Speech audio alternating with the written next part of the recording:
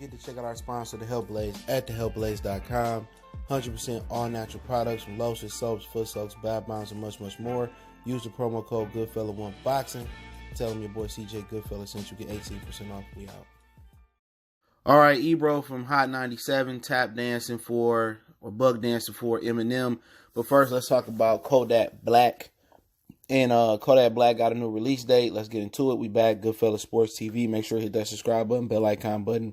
Share the video. Appreciate the love and support. And check our music entertainment playlist for more videos like this. And Kodak Black is supposed to be a release now August 14th or around a little bit earlier because that falls on a Sunday.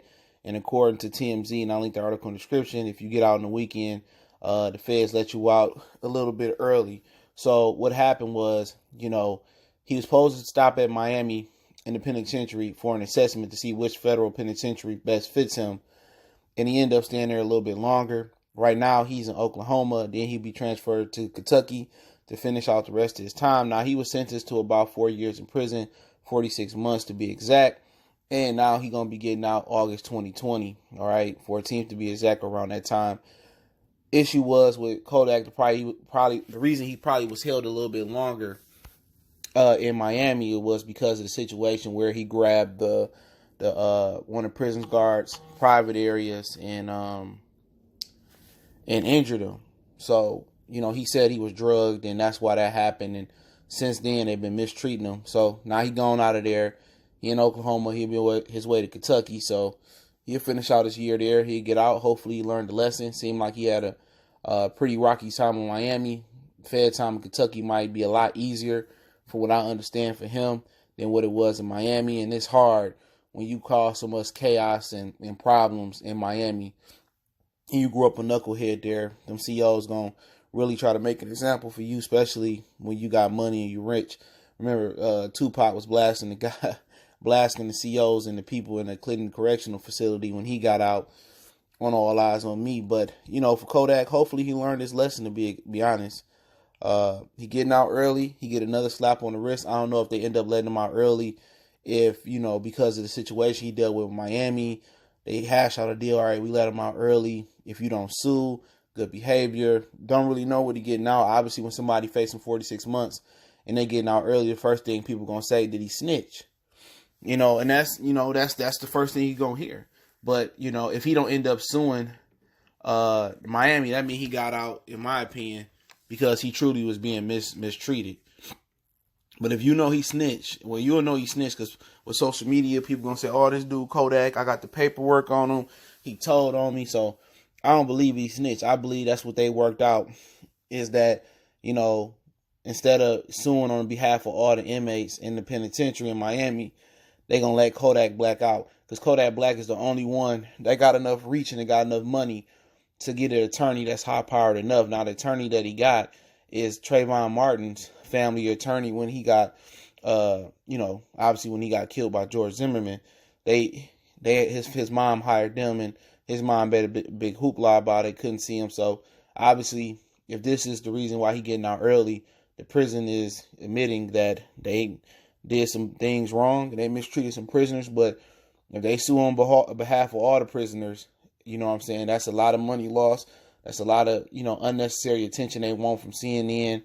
You see what they going through with Yo Gotti and Jay-Z, and I think that's the Mississippi prison they doing right now. So at the end of the day, I don't think they want to go through that. They say, man, let's just let him out early.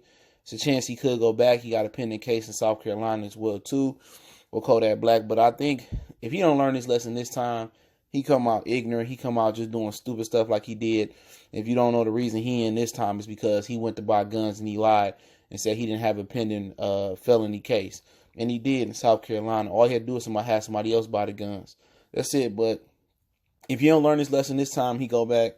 Can't nobody feel sorry for him. If this wasn't a lesson learned, he get money. He ain't got to prove that he a thug no more.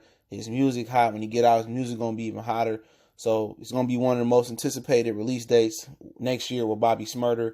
Bobby Shmurda get out next year as well. He took more time so his boys to get out earlier, and they all would get out at the same time. So that's one of the big reasons why why Bobby Shmurda deserved more praise than Tekashi 6ix9ine did. And we're getting, so 6ix9ine, Kodak Black, and Bobby Smurder should all be released, God willing, in 2020, right? But let's talk about Ebro Hot 97. He made some comments on Twitter, basically tap dancing for Eminem, and Black Twitter actually rips him to shreds, to be honest. He says Eminem treats rap how black folks had to treat life. Be 5 times better, work 5 times harder than everyone, and still not necessarily get respected. I don't agree with that. You know what I'm saying?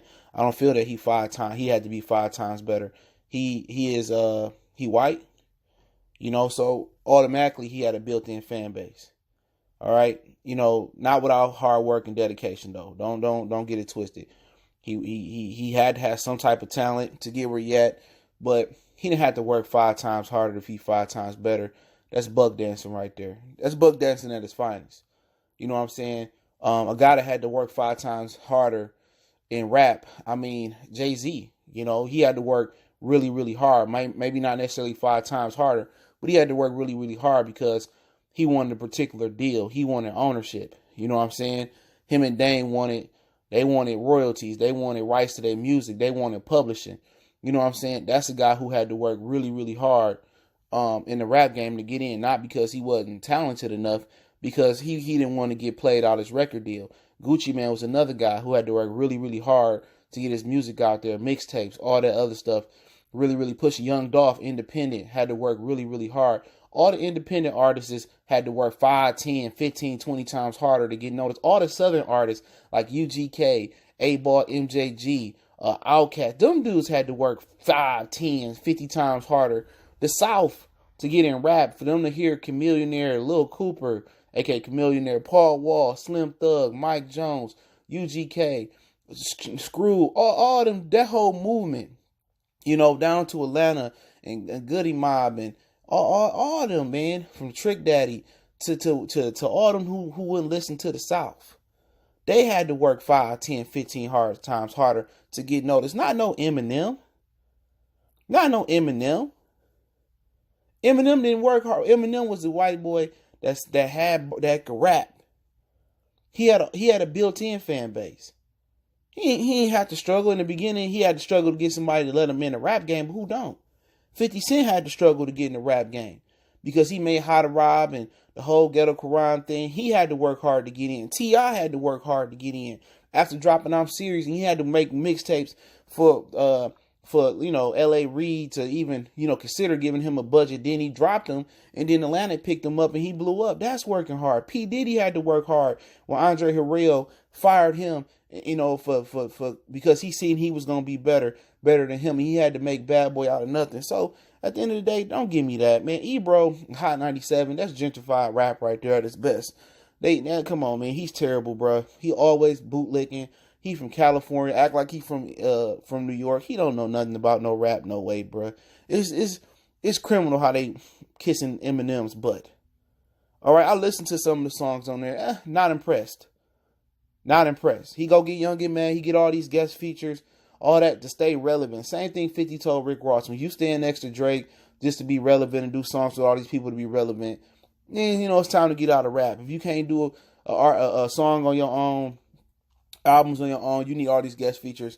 Come on, man. Get out of here, man. You know, come on. That's like you paying the cool kids to stand by the cool kids. That's like Nick Cannon in a movie with Christina Milian. You know what I'm saying? He was out in the pool guy. He paid her, basically fixed her car to be with the cool kids. You know? So, hey, spare me. Eminem did not have to work 5 times harder when he got in. He had a ground fan base. He wasn't 5 times better than anybody. You know, not a lot of the top guys. He was a talented rapper. He got with Dre, that was a talented producer who taught Easy how to rap, who was the nucleus, him and Cuba, NWA. He had a great situation. You know what I'm saying? But his music is trash. The last 20 years, his music been almost trash. I won't say 20. About 12 or 15 years, his music is trash and outdated. If he was a brother, y'all would have been telling him to sweep up the confetti and go home. But that's what happened when you got a Drake and an Eminem type fan base. No matter if you drop a Pootie Tank album when you're not singing on it, you're going to get love. But y'all know what it is, man. Goodfellas Sports TV. Let me know what you guys think about Kodak getting out. Let me know what y'all think about Ebro tweet about Eminem. One time for the one time. Goodfellas Sports TV. And don't forget to check out our music entertainment playlist. Don't forget we on Facebook, Instagram, Twitter. Reach out to the email if you have a business question, inquiry, sponsorship, video request. Keep sharing the videos. Want to make a donation to the channel, link to the description. Best way to donate, share the video. Appreciate the love, support. Let me know what you think.